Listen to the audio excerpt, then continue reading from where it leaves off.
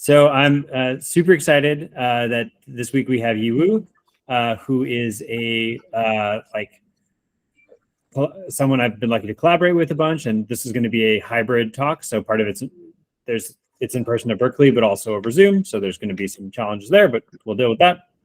To introduce Yiwu, you probably know him, but if you don't, he is an assistant professor at the Institute for Interdisciplinary Information Sciences at Tsinghua. He got his PhD from UC Berkeley in 2019, go Bears, under the supervision of Professor Stuart Russell. Before moving back to Tsinghua, Yi was a full-time researcher at OpenAI. His research focuses on improving the generalization capabilities of learning agents. He's broadly interested in a variety of topics in AI, including multi-agent reinforcement learning, human-AI interaction, language grounding, and robot learning. His representative works include the MADDPG/MAPPO algorithm, OpenAI's hide-and-seek project, the value iteration network, which won the Best Paper Award at NeurIPS 2016. I'm going to leave it to you, Yi, but we're super excited to have you and very excited for the talk. Okay, thank you, Eugene, and super excited to see everyone, and super excited to get back to Berkeley. So today is a multi-agent seminar, so I'll talk about some multi-agent stuff. It's called diversity-driven reinforcement learning, and just be relaxed. Now, there's no theorem, no complicated maths, but lots of GIF and video demonstrations. So hope you enjoy that. Okay, so yeah, Eugene mentioned that one of my representatives worked the hide-and-seek project. I know it's many years ago, but I still want to start this talk with the hide-and-seek project to motivate the problem. So everyone, hopefully, like many people know that this project. So in this project, you find that multi-agent reinforcement learning give you surprisingly interesting emergent behaviors, such that some agent learn to build a fort around themselves, so that they won't be seen by the rat seekers. And so a fun story is that when we released this on Twitter, I don't know if you all know that, but we released this video on Twitter. A very funny question was raised on Twitter, replying to this thread. The asking is, the hider block build a fort around himself? Why not build a fort around the seekers? Right, so because it's a hide-and-seek project, it's a problem, right? You can also build a fort around seekers and you win a game. At that time, so we do have something, a secret, and we'll release this video to the website. So this is another video that we made some tiny changes to the environment to introduce some like the shiny ghost. So that gold. So the hiders need to not only protect themselves from being seen, but also need to protect the golds. So if the gold are stolen by the seekers, they lost some points. In this case, they learn to build a fort around seekers, right? So this is kind of, so at that time we replied this to the Twitter user, and people are satisfied with this. But then a scientific question is, what about the original game? Because in this game, we changed the game dynamics, introduced some coins, right? So if we seriously consider this problem, and then we know that there are two emergent fort construction behaviors. One is the original game, that the hiders build a fort around themselves. The second one is emerged in a coin protector game, that the seekers build a fort around themselves. But interesting point is, both two strategies are optimal strategies in the hide-and-seek game, right? You can do that whatever you want, but both strategies leads to the highest optimal strategy, leads to the highest rewards. But we repeat the hide-and-seek project for like the experiment for multiple, like many times, and in the project period of like almost a year, we never observed the coin protector game that during the whole year, no matter how many times we restart experiment, we never observe the behavior of that, like hider build a fort around themselves. So why do we miss this behavior, right? This is an optimal strategy. Why do we miss it? So we revisit the formulation, right? So in a classical reinforcement objective, it's mostly pure reward driven, right? So the objective is just to maximize reward. So an algorithm, right? A classical R algorithm, by definition, will never cares about which policy it actually derives. Right? So you just need to find a policy which have high rewards, and which one, it's fine, right? Because the objective never cares about this. Since supervised learning, people never care about this, right? It's fine, right? In supervised learning, people have a belief that any local optima is close to global optima. But in reinforcement learning, things can be kind of different because, in hide and seek game, there are two optimal strategies, but they are visually very different. And people may like the other one, people may like one and the other, right?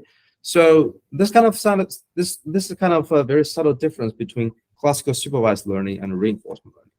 So in reinforcement learning, this is a reward landscape. Say you have the X and Y axis are the strategies, and you have multiple modes, and different modes corresponding to a reward local optima of the reward space.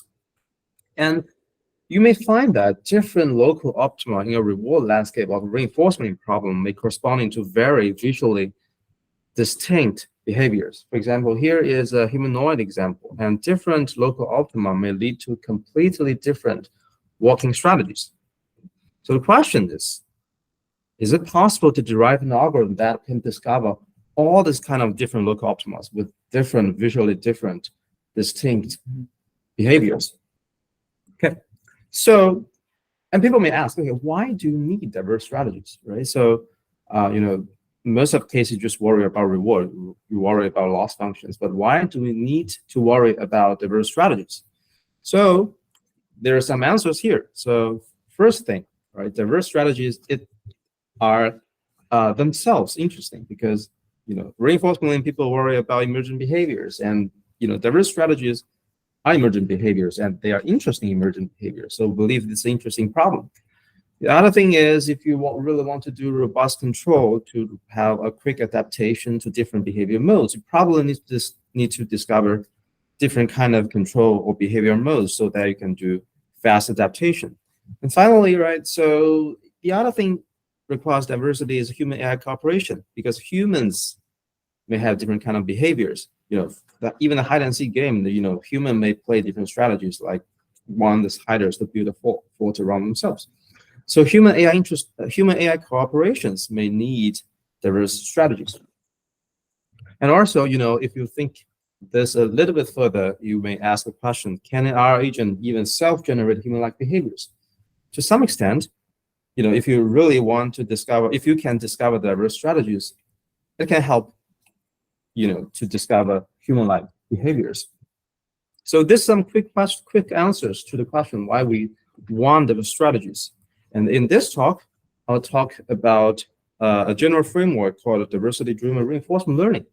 It's kind of slightly different, or a little bit more complex than the classical reinforcement learning. Such that beyond just rewards, right? We want a collection of visually distinct behaviors. We want a collection of policies, and each policy looks different.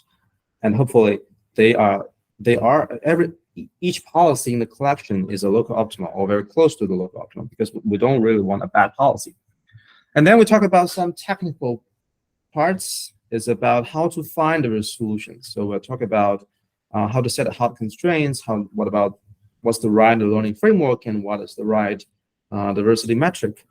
And then we finally will mention a very interesting application in human AI cooperation. Okay, let's start. Here is some technical content here. So we started a discussion of diversity-driven reinforcement learning from a very simple toy game. It's called a 4-ball game. So this is a 2D navigation particle world environment, and the agent is the orange particle, and there are 4 landmarks in blue. So you have a sparse reward. Whenever a landmark you reach, you get a +1 reward, and you can guess. So which strategy the policy will learn? There are definitely 4 distinct, visually distinct strategies. And what do you think? So which strategy will the policy learn? It looks like, right? So you have like pretty much a uniform chance of getting a strategy, right? So we did that experiment, and if you just repeat the trial many times with random inits, you can pretty much reliably get to all the different local mode, different kind of strategies. Okay, so this is a trivial example. Well, let's change the reward landscape a little bit by this way, right? So again, you have 4 landmarks, and we can even make the optimal make them have different rewards. Let's say the smaller the landmark is, you have the higher reward. So you have a clear optimal strategy is to reaching the tiny landmark. So in this case, what do you think? Which strategy will the policy learn if you run classical reinforcement? Right? So again, we did some experiments. We run a bunch of variance, run policy gradients, and with some diversity metric. In this case, no matter how many times you try, you will consistently go to the largest landmark.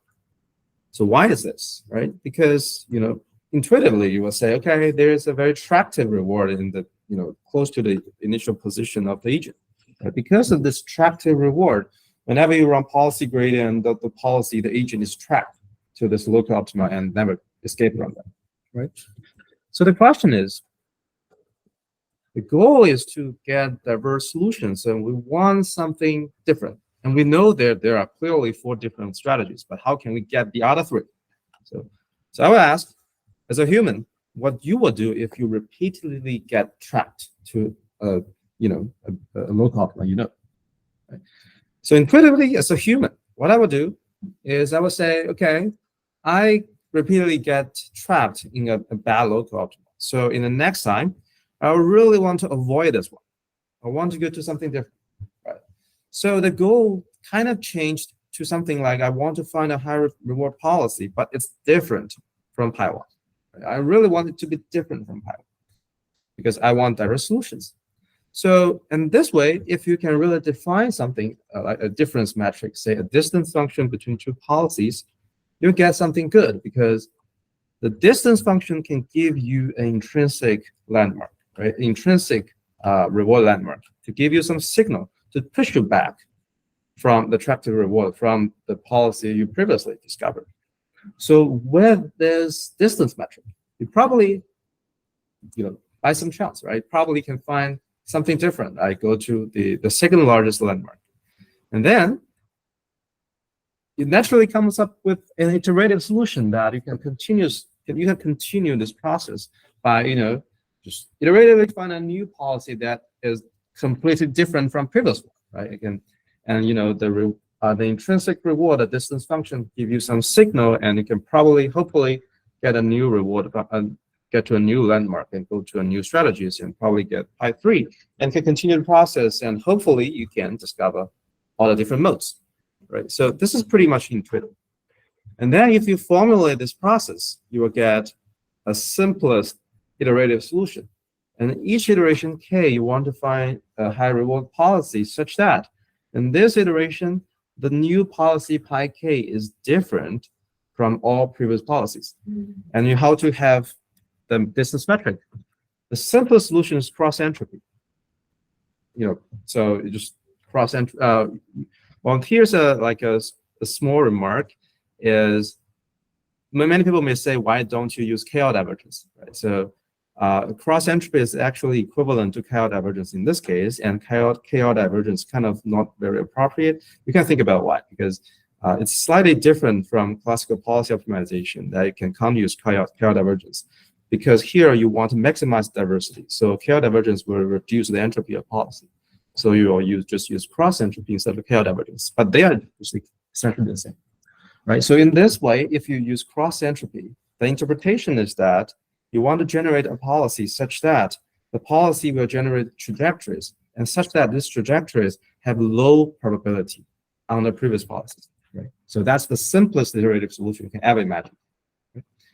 Okay, so, and naturally, how to optimize this problem, right? So, the simplest solution you can have is Lagrange multiplier.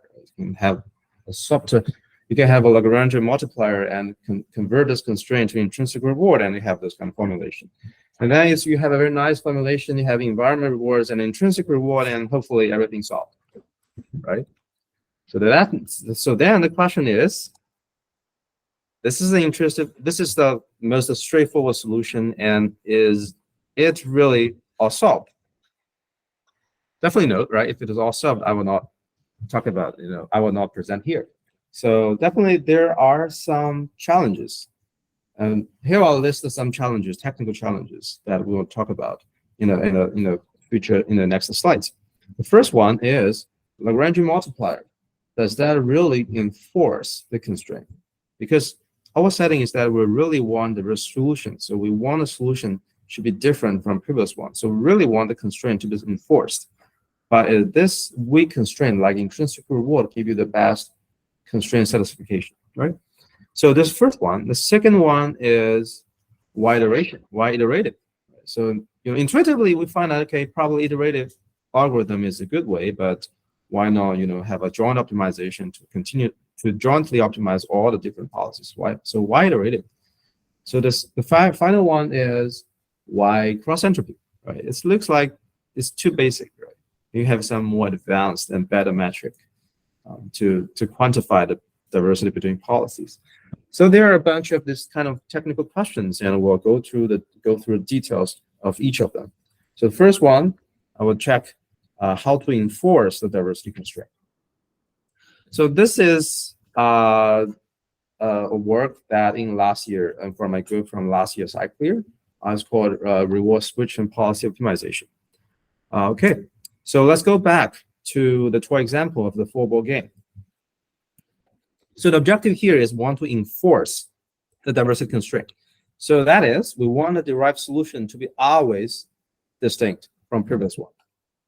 So let's take a close look at each iteration. So for example, at iteration 2, right? In iteration 2, we want to find a policy pi 2 such that it has high reward, but it's also different from previous policies. And different with cross entropy, you have very nice log likelihood formulation. Right, so the interpretation of this objective is that the constraint is we want the expected negative log likelihood over the possible trajectories to be above some threshold. Right, so let's revise the formulation a little bit. Right, so just revise that. So to make the formula a little bit more clean. So here. Again, so the objective is to maximize reward, and the constraint is expected NLL function above some threshold. So what does it mean by expected NLL? Expectation means, so if we consider all the possible trajectories, expectation means the average. So that means some trajectories have invalid negative log likelihood, and some trajectories have good negative log likelihood, right? Because some are good, some are bad, and the average is the threshold, right? So, and now the interesting thing is we want a policy to be valid, right? So what can we do? So in the natural question, so the idea we have is rejecting samplings. So we have a bunch of trajectories. Some trajectories are invalid, and some trajectories are valid, and we just throw them out. We just throw all the invalid trajectories, so only keep the valid ones, and then we run policy gradient only over the valid trajectories. And as long as this process converges, it will give you a novel solution, right? So this is the very strict way to enforce the policy is valid, right? Okay, so this is the process, and then we have a policy. We will have an algorithm called policy optimization with trajectory filtering. So it's still this iterative formulation. The only difference here is for every trajectory, we have an indicator function. If this trajectory is valid, and then it's 1. If it's not valid, then it's 0. Right? Then you just run policy gradient, and if this process converges, you get a null solution. It's great. And then, what's the problem? Just a small quiz. If you just apply this process, what's the problem? It's pretty good, right? As long as you converge, you get a diverse solution. But what's the problem? The problem is rejection sampling, because you are running rejection sampling, and you only have finite samples. It's likely that particularly in the beginning of the training process, you have a random policy. It's very likely just throw everything out. If throw everything out, you don't have a gradient, and you sum, right? So what can we do? All right. So policy gradient with trajectory filtering is great because this processing forced the diversity constraint, but you have sample efficiency issue because in the early stage you will throw out all the samples, right? You waste a lot of trajectories, and that can give you in training signals. So the question is, because we waste so many trajectories in early phase, right? Can we utilize some knowledge or signals from those rejected samples? Right? So then you can improve the sample efficiency. So what can we learn? What can we learn from those trajectories with indicator equal to 0? So those trajectories are bad trajectories. So what you can learn from bad trajectories? That means you want to avoid this kind of trajectories, right? But they are bad things, so you really want to avoid them. So what can you do? How can you get signals from, to represent the idea of avoid those bad trajectories? It's using intrinsic reward. You can have some distance function or whatever intrinsic signal to push you away from those bad trajectories, right? And in this case, for the good trajectories, you want to run policy gradient. For the bad trajectories, you want to push the algorithm, push the policy away from the bad samples. So in this case, so you again have two kind of samples. One sample is the valid samples. You want to run policy gradient with the environment reward to improve the policy. For the bad samples, you want have an intrinsic reward to push you away from the bad sample. So in this way, we call this algorithm reward switching policy optimization, because in every trajectory it switches between environment reward and intrinsic reward. So in this case, we now leverage every sample of every sample trajectory to leverage the signal of average samples. So here's a experimental result if you run the 4-ball experiment. So if you don't have the reward switching mechanism, you can easily run out of all the samples. But if you have the reward switching mechanism, you can, in the early phase, you accept all the samples, and during the middle, you reject a bunch of them. But this rejected samples push you away from this bad cases, and again you get rid of, you get away from this bad local optimal, and then go to the right way. You can see a V shape of the learning curve. I mean of the sample efficiency. So it's pretty nice. Then we evaluate this algorithm on something I would believe a little bit more challenging, on the star-craft multi-agent challenge. So we run a few iterations. We run 6 iterations, and each iteration, either this algorithm get a winning strategy. I mean, winning strategy is winning rate about like 85% on a map called 2C versus 6C. Is a hard map. So just I just briefly visualize the 6 iterations. You don't need to watch really carefully, just like watching distance. You can basically see these 2 units. They have different movement. This is the 3rd iteration, and this is the 4th iteration. Starting from the 4th iteration, 1 unit starts to die. And notably, I like the 6th iteration the most, because in the 6th iteration, you can find that there's 2 units starting to move apart. In all these previous 5 strategies, all these 2 units stay together. And I think in all past like multi-agent reinforcement algorithm, if you check the strategies derived in this map, all these 2 units will stay together. But in the final strategy, you can see that they really stay apart. And I like this strategy. Okay, so I think it's RSP. This reward switching mechanism is, I think, the first algorithm that can really reliably discover very diverse strategy in the StarCraft multi-agent challenge. Okay, so this is the first part of the technical part, talking about how to enforce the constraint.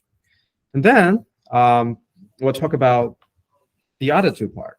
One is why iterative, and second is what's the appropriate metric for diversity quantification between 2 policies.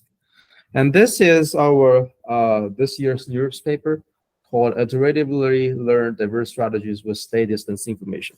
So I guess this title is too informative, right? So it basically reveals all the answers to these 2 questions. So I have two keyword here. One is iterative, one is stay distant. So basically, we give you the answer, what we have, our suggestion, right? Okay, so and I'll go through the details of why we suggest iterative and stay distance. Okay, so again, go back to the reward landscape. So we have a different reinforcement problem have a reward landscape, and we want to discover all this kind of distinct local optima with different strategies. So again, the first question is why iterative learning? So intuitively we'll find that iterative learning may give you a good solution, but then from an optimization perspective, right? You want to discover a collection of different policies. So why not adopt a joint learning, or say population-based learning? So instead of iteratively discover one policy one by one, why not just write the exact optimization formulation? Say we want n policies, and we just run the policy optimization for this n policy jointly, and we have a diversity constraint over all these policies, right? And people will say this is the exact solution to what you want, right? This is the exact optimization formulation. But definitely you have some issues in this formulation is then you have complex constraints, because you have mutual constraints between every pair of policy and during the optimization process.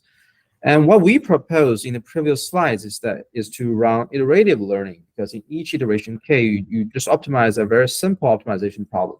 You optimize a simple policy, and each policy is different from previous policy, and all these previous policies are fixed. So the constraint can be much easier for optimization. But then, this is definitely approximated a solution. So, it's not exactly a solution what you want. Okay, so let's highlight this process again. So suppose you have an environment. So first choice is population-based training. So it's that you want to discover all kind of distinct policies simultaneously. So you want them to be mutually distinct, and everything can be trained all in the parallel and just enforce the constraint mutually. This is the first choice. And the second choice is iterative learning. So you just sequentially discover all the policies, and each policy is in a single optimization process with all previous policies fixed. So the thing is, this one is easy optimization because every iteration only optimize for a single policy, a single variable. And the constraints is growing, every optimization have a linear constraints. So like K iteration, you have K different constraints. But in the population-based training, you have multiple variables to optimize all together, and you have quadratic constraints, because if you want n policies, you have n square constraints. Okay, so from optimization perspective, everyone likes iterative learning because it's easy. But then, it's definitely the iterative learning is a greedy optimization of joint training. Right? So this is a greedy. So how bad can this greedy optimization be? Right? If it is too bad, then you got a problem. So we proved that. Well, it's actually a simple proof. The greedy is not that bad.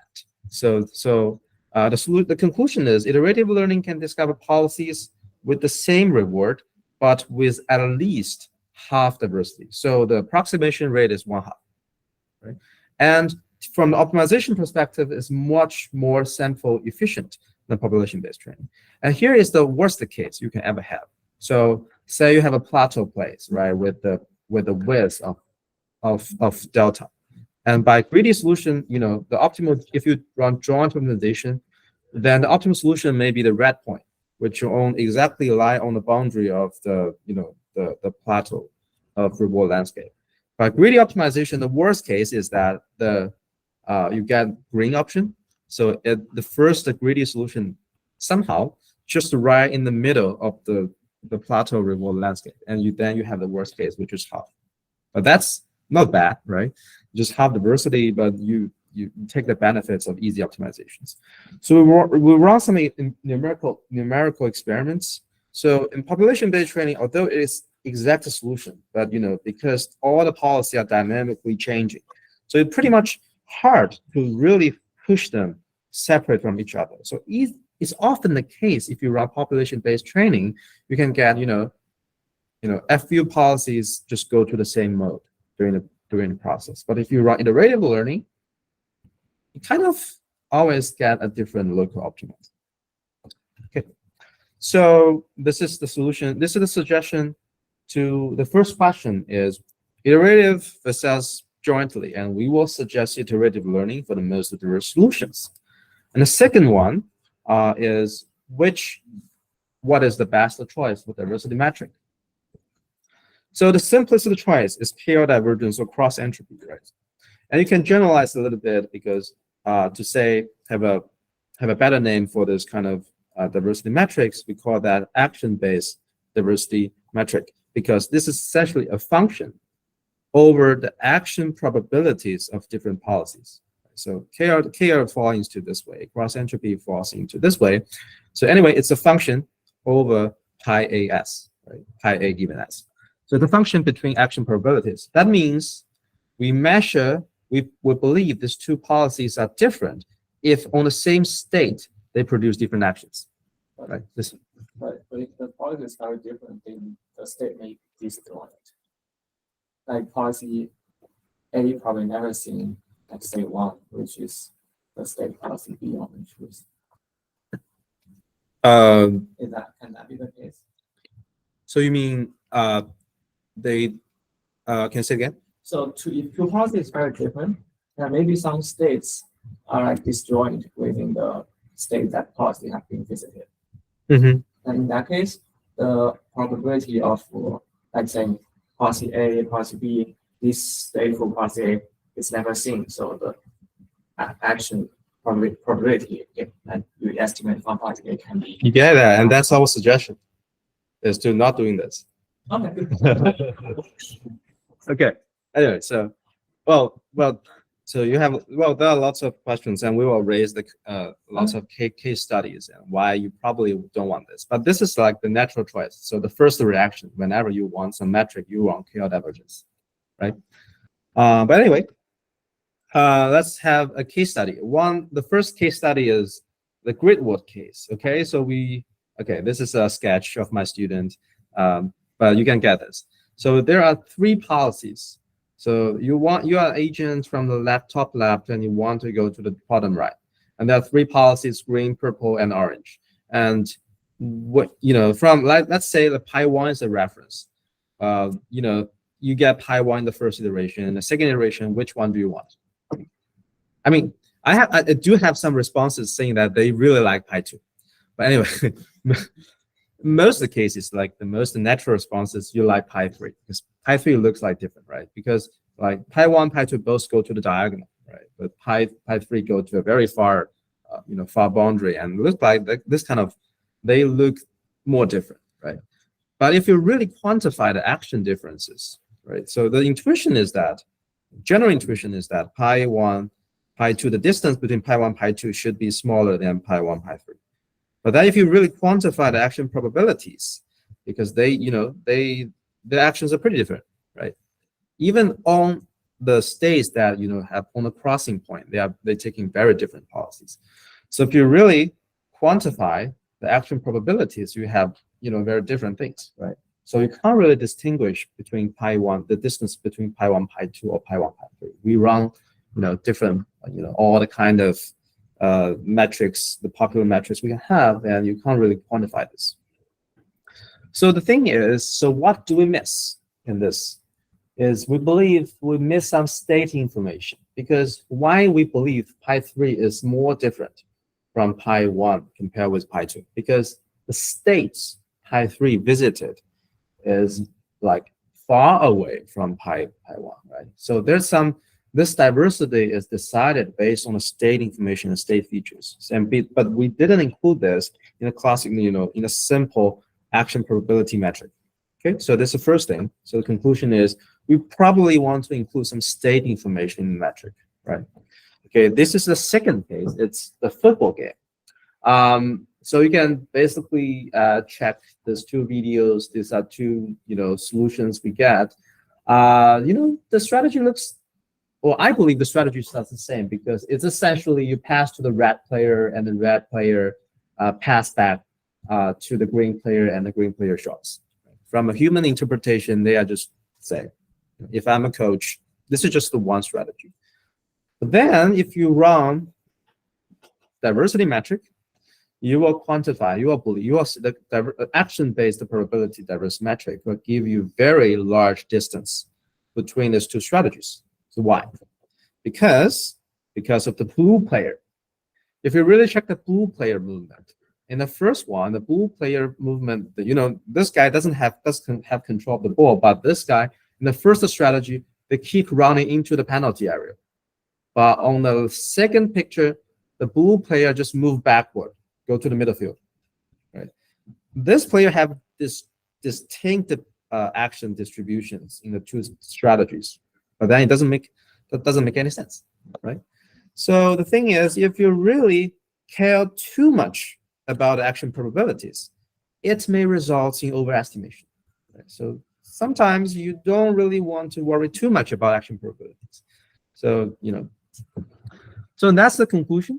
Is probably action-based diversity measure is not the most appropriate choice, right?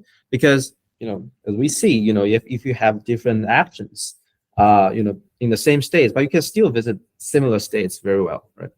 So instead, we say, can we just purely define diversity based on state information? Say, if two policies visit very far away states, then these two policies must be different. Okay. Okay, so we have a general form is that we want to find a distance function between two states. You have a cost function, and you map that to some features, and you can run a distance function between the two features. And this formulation, we call that state distance based measure. And you can make it more general, saying that you can learn a representation of images or tabular cases, and then you can do whatever you want. And then you can run Western distance or some kernel function, whatever you want. And in this case, you just define a diversity over over states. Okay, so that's our suggestion. Our suggestion is you should run iterative learning. You can just run diversity measure over states, and then that will give you strong diversity. And then that's our final algorithm called SIPO or whatever it's a name. Essentially it's still iterative learning, but you define a distance function of states. But in this case, we adopt Lagrangian multiplier and with GDA because we find that reward switching can have some convergence problem because it's too aggressive. Some convergence problem on the football game. So in this case, we adopt GDA to have better convergence property, but then it can run slower than reward switching, but it has more reliable to converge. So this is final objective function, and with GDA, you can have some convergence property. But anyway. Okay, some evaluation results is humanoid locomotion. You can have different kind of humanoid movement. They're all moving forward with big leap or small works with your hand with different positions, but they visually they look different. You can also run image input, still image input with kind of different behaviors, more or moving forward, interesting emergent behaviors you can observe. Also, we run StarCraft. We visualize the position of the entities. You can see different units have different heat map over the place, and these are corresponding to different strategies. Also, this case in StarCraft. These two maps, SIPO and RSPO, like reward switching, perform comparably. Because I think for diversity metric, StarCraft is a bit too easy. And then we run the football challenge. We run 7 iterations, and we just we highlight the strategy, the ball movement between players. You can basically see the 7 iterations. They really discover different strategies between players. And also some harder map like counter attack. You can see different strategies, different passing strategies. Yes, and some 2-by-1 strategies. You pass to one player and pass back, and pass to the penalty and shoot something. And you have something like this. And the final one is something I really like. It's it's really like real football game. Is the player left wing player go to the left side and just crossing to the middle of the box, and the striker just catch the ball and shoot. I like this one very much. And also some other things, it's like the corner case. You can really see the corner will pass to different position in the box. It's pretty nice. Okay, final one. So this are all the technical parts. I still have a bit, 10 more minutes something. The final question is, what can you do, right? If you really have a collection of really diverse strategies. So we will show an interesting application as human AI cooperation. So if you really have a collection of diverse strategies, then you can do really interesting human AI cooperation. So this is how I clear work this year. It's an overcooked game. So in this case, overcooked humans can have different strategies and really diverse and even biased. And you really want an AI to cooperate with different kind of human players. So again, a case study, right? We develop a map for distant tomato. So there are two kind of orders. One is tomato and one is onion, right? Onion is very close to the server counter and closer to the pot. So, if you run reward-driven, purely reward-driven reinforcement learning, the agent will only grab onions, right? Who will go to the distant tomato to grab the tomato? But for humans, it's very likely that someone just say, I hate onions. I never ate onions, right? I just like tomatoes. So human, for some reason, may just go to the tomato and grab tomatoes. So it's a cooperative agent. You need to, when a human go to the tomato, you need to help the human get tomatoes.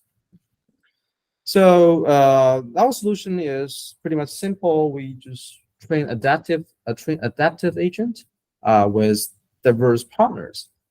We run some diversity-driven search algorithm, and then it's this two-stage algorithm. We call, so formally we call this algorithm hidden utility self-play by modeling human biases with a hidden utility function, but that's a bit too technical. But high level is we run two stage. One stage is we run a policy pool with different very diverse behaviors, and then train a cooperative agent to cooperate with this agents with hidden preferences.